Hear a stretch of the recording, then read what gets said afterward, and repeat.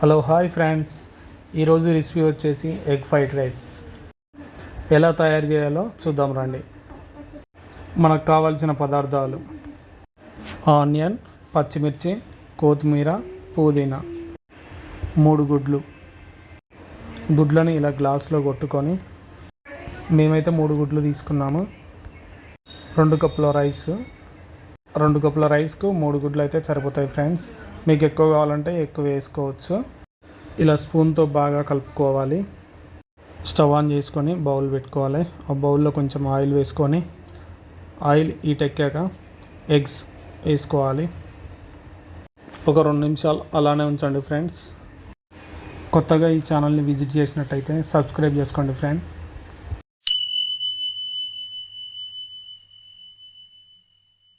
ఇది కొంచెం ఫ్రై అయిన తర్వాత ఒకసారి ఇలా కలపండి. Thank you for watching this video. If you enjoyed it, please hit the like button and the bell notification icon.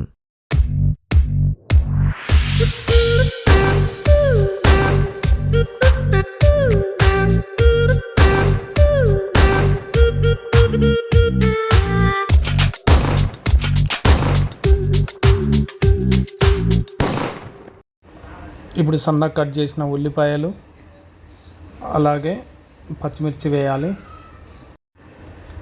అది వేసుకున్న తర్వాత ఇప్పుడు కొత్తిమీర, పుదీనా, కరివేపాకు ఈ 3 వేసి కొంచెం కలుపుకోవాలి. ఇప్పుడు వేసిన ఉల్లిగడ్డ, పచ్చిమిర్చి, కొత్తిమీర, పుదీనా ఇవన్నీ కొంచెం బాగా ఫ్రై అయినాక కలపాలి. దీంట్లోకి క్యారెట్, క్యాబేజ్ కూడా వేసుకోవాలి. కానీ మా దగ్గర ఈరోజు లేవు ఫ్రెండ్స్, ఎందుకంటే మా పాప ఏడుస్తుంది ఒకటే ఫ్రైడ్ రైస్ అని. అల్లం వెల్లిగడ్డ వేసుకోవాలి. అల్లం వెల్లుల్లి కొంచెం పచ్చివాసన పోయేంత వరకు ఫ్రై చేసుకోవాలి. మీరైతే ఇంట్లో ఎలా చేస్తారో కామెంట్ చేసి చెప్పండి ఫ్రెండ్స్. మేమైతే ఎప్పుడు ఇలానే చేస్తాము. మా ఇంట్లో పిల్లలు అడిగినప్పుడల్లా ఇదైతే కొంచెం తొందరగా అవుతుంది, కొంచెం టేస్టీగా ఉంటుంది. మధ్యాహ్నం లంచ్కి కూడా ఇదే పంపిస్తాము. ఇలా చేస్తే ఫాస్ట్ ఫుడ్ సెంటర్లో చేసినట్టే ఉంటుంది. అలాగే ఇప్పుడు మనం తీసి పెట్టుకున్న రైస్ వేసుకోవాలి.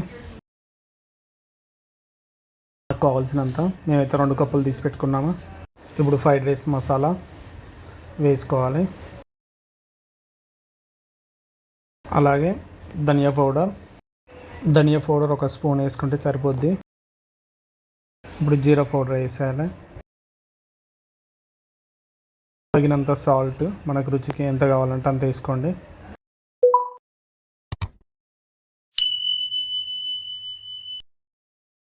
ఒకటిన్నర స్పూన్ కారం వేసుకోవాలి. మీకు ఒకవేళ ఎక్కువ కావాలంటే ఇంకొక 1/2 స్పూన్ యాడ్ చేసుకోండి, 2 స్పూన్లు. ఎందుకంటే కొంచెం పిల్లలు ఉన్నప్పుడు కొంచెం తక్కువ వేసుకోవడం బెటర్. సో పిల్లలు ఇష్టంగా తింటారు, కారం ఉంటే మళ్ళీ తినరు.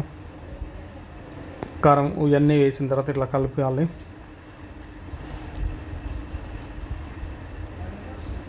కలిపేటప్పుడు కొంచెం గ్యాస్ కొంచెం సిమ్లోనే పెట్టుకోండి, ఎందుకంటే అది అన్నం మాడుతూ ఉంటుంది కింద ఎగ్స్ అవి. మన ఎంవి మినీ ఫుడ్ ఛానల్ని సపోర్ట్ చేయండి ఫ్రెండ్స్. లైక్ చేయండి, షేర్ చేయండి, సబ్స్క్రైబ్ చేయండి.